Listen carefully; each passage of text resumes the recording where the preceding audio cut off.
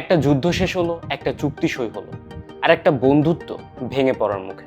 এখন প্রশ্ন হলো, কে জিতলো এই চুক্তির মাধ্যমে, আমেরিকা নাকি ইরান? ট্রাম্প যখন বললেন চুক্তি সম্পন্ন হয়েছে, তখন কেন তার সবচেয়ে কাছের বন্ধু ইসরায়েল এতটা ক্ষেপে গেল? ইরানের সাথে যুদ্ধ করতে করতে আমেরিকা কি ইসরায়েলের সাথেও যুদ্ধে জড়িয়ে যাচ্ছে? কি হচ্ছে মধ্যপ্রাচ্যে? কি হচ্ছে আমেরিকা আর ইসরায়েল সম্পর্কের?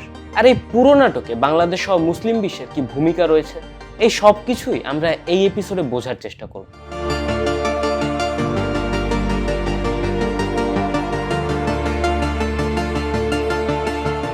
দু সালের 28 ফেব্রুয়ারি আমেরিকা আর ইসরায়েল মিলে ইরানের উপর হামলা শুরু করল।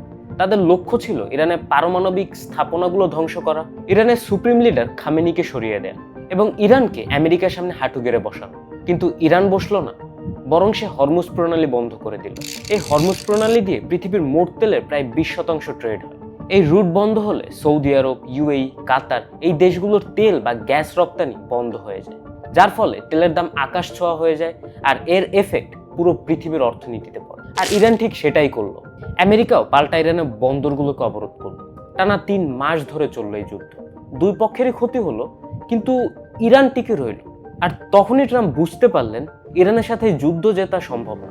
জুন 2026 পাকিস্তান আর কাতারের মধ্যস্থতায় সুইজারল্যান্ডে একটি বৈঠক হলো।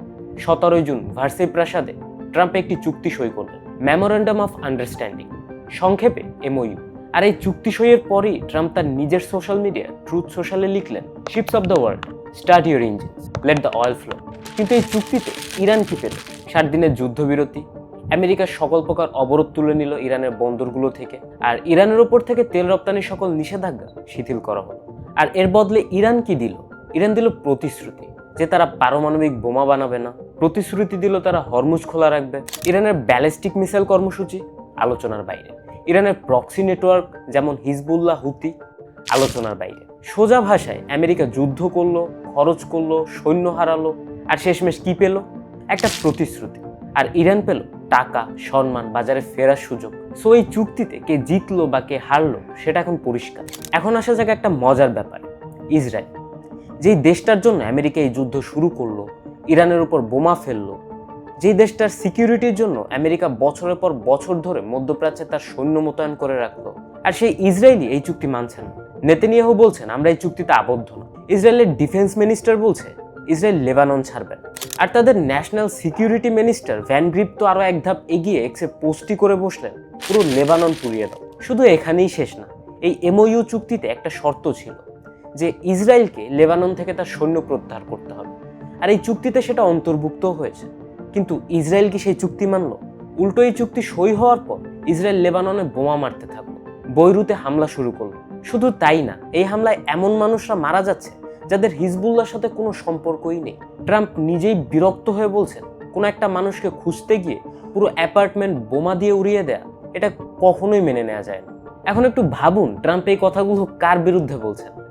তার সবচেয়ে ঘনিষ্ঠ বন্ধুর বিরুদ্ধে। এরপর এলো সেই দিন 18 জুন 2026 হোয়াইট হাউসের প্রেস ব্রিফিংয়ে আমেরিকার ভাইস প্রেসিডেন্ট জেডি ভান্স সরাসরি ইসরায়েলের বিরুদ্ধে কথা বললেন। Donald J. Trump is the only head of state in the entire world who is sympathetic to the nation of Israel at this moment in time. পুরো পৃথিবীতে একমাত্র ট্রাম্পই এখন ইসরায়েলের পক্ষে আছেন। এরপর তিনি ইসরায়েলকে আরো বললেন, পুরো পৃথিবীতে তোমার একটাই মাত্র শক্তিশালী বন্ধু বাকি, আর তোমরা সেই বন্ধুকে আক্রমণ করছো। কিন্তু তারপর জেডি ভান্স যা বললেন তা ছিল ইসরায়েলের গালে চড়। And anybody in Israel who thinks their biggest problem is the President of the United States needs to wake up and smell the reality of the situation that country is in. বিষয়টা বাংলায় এমন ছিল যে যারা ভাবছে যে America ইসরায়েলের প্রধান শত্রু, তারা বাস্তবতার গন্ধ নয়। এটা কূটনৈতিক ভাষায় সরাসরি হুমকি। এরকম কথা আমেরিকার কোনো শীর্ষ নেতা ইসরায়েলকে এত সরাসরি কখনোই বলেনি। আমেরিকার রাজনীতির ইতিহাসে এটাই প্রথম। এরপর জেডি ভান্স আরো বলেন, ইসরায়েলের 2/3 অস্ত্র আমেরিকার বানানো, আমেরিকার ট্যাক্সের টাকায় কেনা। সহজ ভাষায় ইসরায়েলের অস্ত্র আমেরিকার, ইসরায়েলের নিরাপত্তা নির্ভর করে আমেরিকার উপর, আর সেই ইসরায়েলই এখন আমেরিকাকে চ্যালেঞ্জ দিচ্ছে। এখন আপনি হয়তো ভাবছেন, ভাই এটা আমেরিকা, ইরান, ইসরায়েলের ব্যাপার, এতে আমাদের বাংলাদেশের কি যায় আসে? হরমুজ প্রণালী গত 3 মাস ধরে বন্ধ থাকায় তেলের দাম বেড়েছে, নিত্য পণ্যের দাম বেড়েছে, সকল পণ্যের আমদানি খরচ বেড়েছে, আর এই সব কিছুর চাপ এসে পড়েছে আপনার আমার মতো সাধারণ মানুষের ঘাড়ে।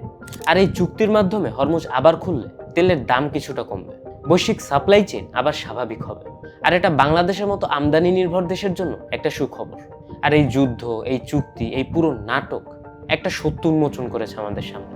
ইসরায়েল সর্বশক্তিমান না, আর আমেরিকাও সীমাহীন শক্তির অধিকারী না। ইরান 4 মাসের বিমান হামলা সহ্য করেও টিকে থেকেছে, হরমুজ বন্ধ করে পুরো পৃথিবীকে কাঁপিয়েছে এবং শেষমেশ আমেরিকাকে আলোচনার টেবিলে আসতে বাধ্য করেছে। এটা কোনো ছোট ব্যাপার না, পুরো মুসলিম বিশ্বের জন্য, বিশেষ করে আমাদের মতো ছোট দেশের জন্য এটা একটা শিক্ষা। ঐক্য থাকলে আর কৌশল থাকলে পরশক্তিগুলোর মুখোমুখিও দাঁড়ানো যায়। ইসরায়েলের মন্ত্রীরা আমেরিকার বিরুদ্ধে কথা বলছে, ইভেন আমেরিকার মিডিয়ায় ট্রাম্পের ইরানের সাথে হওয়া এই ডিলকে বিশ্বাসঘাতকতা বলা হচ্ছে। ট্রাম্পের নিজের দলের মানুষরা ট্রাম্পের বিরুদ্ধে কথা বলছে। কেন? কারণ AIPAC, American Israel public affairs committee, 2024 সালের আমেরিকান নির্বাচনে এআইপ্যাক $27 মিলিয়ন খরচ করেছে আমেরিকান রাজনীতিবিদদের পেছনে, যেখানে ডেমোক্রেট রিপাবলিকান 2 দলের মানুষই ছিল। তাই যেসব নেতারা এআইপ্যাকের টাকা খেয়েছেন তারা আমেরিকার পার্লামেন্টে বসে আমেরিকার স্বার্থে কথা বলার আগে ইসরায়েলের কথা একবার হলেও ভাববেন। এখন প্রশ্ন হলো, ট্রাম্প কি পারবেন এই সব লবির বিরুদ্ধে দাঁড়াতে? আর তার চেয়েও বড় প্রশ্ন, 60 দিনের এই চুক্তি শেষ হলে কি হবে? ইসরায়েল কি এই চুক্তি মানবে, নাকি আবারও কোনো নতুন বাহানা দিয়ে যুদ্ধ শুরু করবে? এই পুরো ঘটনায় একটা বিষয় পরিষ্কার, ইসরায়েল শান্তিতে বিশ্বাস করে না। এই কথাটা আমি বলছি না, এটা পরিস্থিতি বলছে। যেই দেশের ন্যাশনাল সিকিউরিটি মিনিস্টার বলছে পুরো লেবানন পুড়িয়ে দাও, সে দেশ কি শান্তিতে বিশ্বাস করে? যেই দেশ গাজায় 73,000 মানুষ মেরেছে, যার মধ্যে হাজার হাজার শিশুও ছিল, সেই দেশ কি মানবতায় বিশ্বাস করে? যেই দেশ আমেরিকা আর ইরানের চুক্তি হওয়ার পরেও লেবাননে বোমা হামলা করছে, সেই দেশ কি আন্তর্জাতিক আইন মানে? উত্তর স্পষ্ট, ইসরায়েলের রাজনীতি টিকে আছে যুদ্ধের উপর ভিত্তি করে, গ্রেটার ইসরায়েলের স্বপ্ন, প্রতিবেশী দেশের ভূমি দখলের পরিকল্পনা। আর এইসব পরিকল্পনায় শান্তির কোনো জায়গা নেই। কিন্তু এখন একটা পরিবর্তন হচ্ছে। আমেরিকার সাধারণ মানুষ, আমেরিকার মিডিয়ার একটা অংশ, খোদ ট্রাম্প যে ইসরায়েলের এত বড় সমর্থক, তারা সবাই এখন ইসরায়েলের বিরুদ্ধে দাঁড়াচ্ছে। তাহলে পরিস্থিতি এখন কোথায় দাঁড়িয়ে? এমওইউ সাইন হয়েছে, হরমুজ আবার খুলছে, তেল বাজারে আসতে শুরু করেছে, কিন্তু 60 দিনের মধ্যে চূড়ান্ত চুক্তি হতে হবে, যেখানে ইরানের পারমাণবিক বিষয়, ক্ষেপণাস্ত্র কর্মসূচি সবকিছু আলোচনার টেবিলে আসবে। এখন কথা হলো, ইসরায়েল কি এই চুক্তি মানবে? তাদের মন্ত্রীরা তো অলরেডি বলেই দিয়েছে না। ইরান কি ইসরায়েলের আক্রমণ সহ্য করে এই চুক্তি টিকিয়ে রাখবে? এত সহজ না। ট্রাম্প কি সত্যিকার অর্থে নেতানিয়াহু লাগাম টানতে পারবে? এখন অবধি তো পারেনি। তাহলে এই চুক্তি কি টিকবে? সেটা এখনই বলা যাচ্ছে না। কিন্তু একটা বিষয় বলা যায়, দশকের পর দশক ধরে ইসরায়েল যে সর্বশক্তিমান ইসরায়েলের একটা মিথ তৈরি করেছিল, সেটা এখন ভাঙছে। ধীরে ধীরে ভাঙছে, কিন্তু ভাঙছে। আমেরিকা একটা যুদ্ধ শুরু করলো, আর যুদ্ধ শেষ করলো ইরানের শর্ত মেনে।